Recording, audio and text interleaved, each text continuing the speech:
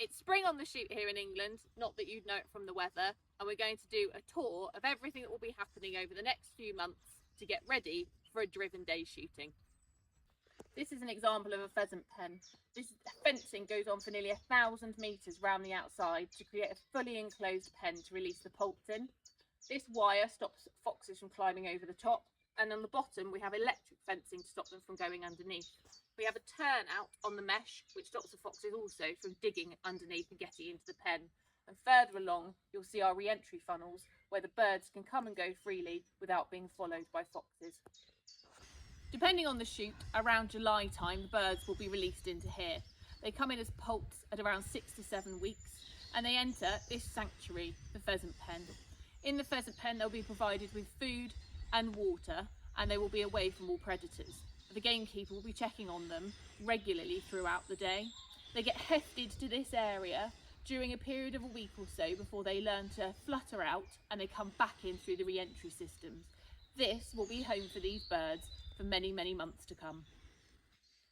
This is an example of a re-entry system. When the young poults start to flutter out of the pen, they want to come back into the safety and the food that's within it. So they will work their way along the pen line. They get guided by these funnels to an anti-fox grid.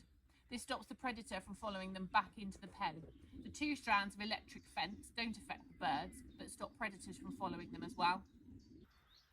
This is last year's cover crop, and the plan will be to top this off. We will then weed kill the area, we'll plough it, harrow it, and then we'll drill for next year. We're going back into corn or maize in this area.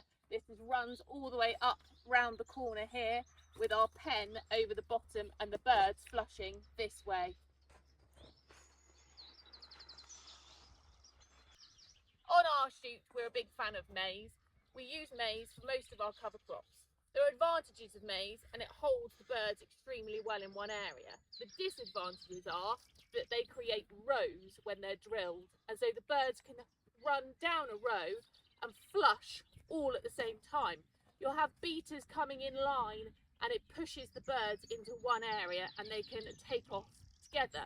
So what they'll do is they'll cross drill the maize, which creates a more of a cross-hatch pattern and stops this from happening. Some areas of England are under a stewardship scheme and the SFI now say that they have to have an SFI approved wild bird mix. So you may see corn and maize, you may see SFI wild bird mixes, but there are other things like kale, sorghum, mustard. You can see a variety of different cover crops across the UK and they all provide a natural habitat for the birds to forage in across the season. This cover crop here is a grass buster. When old grassland turns into a cover crop, you cannot plant maize in your first year. Wireworm will eradicate your maize crop. So we plant a grass buster which eradicates the wireworm, allowing maize to be planted in the second year. We're right on the cusp of turning this into maize, ready for this coming season. I'm stood on the pinnacle of this cover crop. This is where the birds will be flushing from. This is a 3-acre cover crop. It may not look that large from here because we're stood on the edge. Behind there is a 3-acre long strip that comes into this pinnacle.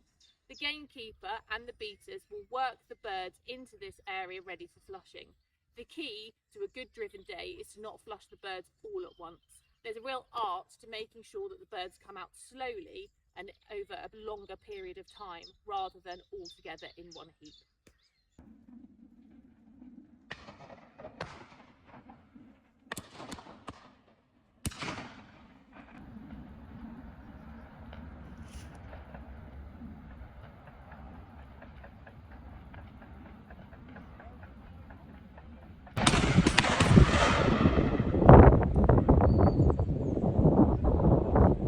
Behind me is the cover crop that I've just been in.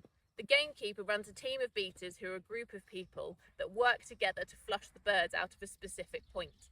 In this cover crop they're going to be coming out of the centre and they come across a gun line that sits behind me in an arc down here. The pickers up are another group of people who have a team of dogs. Sometimes they could be HPRs, they could be spaniels, they could be Labradors. We pick the birds up that have been shot and that land on the ground, so that the process is from field to fork. All of the birds that are shot on this shoot get eaten, they get turned into game pies, they get given to local people, and we make sure that we process everything.